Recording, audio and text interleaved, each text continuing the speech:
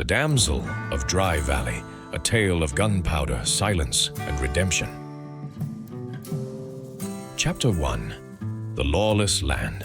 Dry Valley woke each morning beneath a pale sky, as if the sun itself hesitated to shine upon that forsaken land. Wooden buildings groaned under the constant wind, carrying with it the scent of dust, sweat, and unfinished business.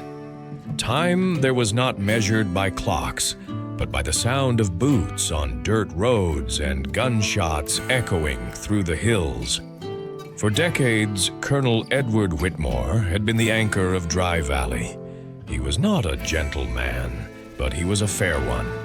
Disputes were settled on his porch over strong coffee and a steady gaze.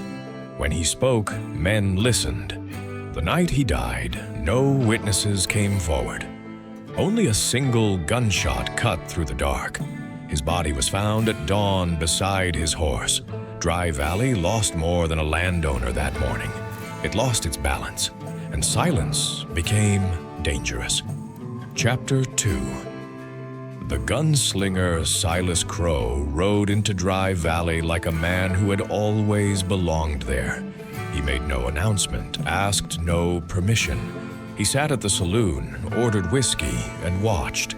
His eyes were cold and calculating, always measuring distances between his hand and his gun, between life and death. His past was a patchwork of rumors. Some said he had been a war hero. Others claimed he had never fought for anything but money. What no one questioned was his skill. He gathered broken men around him, gamblers buried in debt, forgotten soldiers, fugitives without names. Before long, he controlled the roads, the trade, and the fear.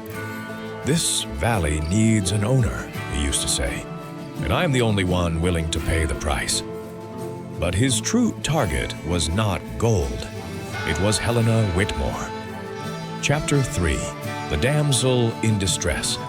Helena had grown up in Dry Valley, yet she never truly belonged to it. She could read, write, and think. Dangerous traits for a woman of that time. Her father had taught her to shoot not out of pride, but necessity. After the colonel's death, she felt the weight of every stare. Each trip to the market came with whispers. Every approaching horse set her heart racing. Silas began with polite words, then veiled threats, until one night she found the body of the old ranch foreman hanging in the barn. No message was needed. Helena cried in silence. Then she sat at the table and wrote the letter. Her hand trembled, but her words were steady. That sheet of paper was her last wager on civilization. Chapter 4. The Men of the Law. The letter traveled broken roads until it reached the right hands. In the capital, it caused unease. Few men wanted anything to do with Dry Valley. Sheriff Thomas Hale accepted the task. Hale had lost more than he cared to remember. To him, the law was not an ideal. It was a personal debt. He did not ride alone. With him came Arthur Miller, young enough to still believe the badge meant something. He asked questions, took notes, trusted too easily. And Jonas Blackwood, a man of few words and many shadows. His past followed him like a ghost. When they entered Dry Valley, the air grew heavy. "This won't end well," Miller said. "It never does," Hale replied. Chapter 5. The Night of the Siege.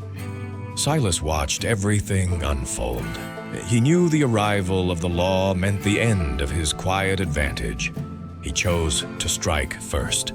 That night, the sky held no moon. Lanterns swayed as horses surrounded the Whitmore house. Helena was dragged from her bed by splintering wood and rough hands. She was struck once, fell to the floor, but kept her eyes locked on Silas.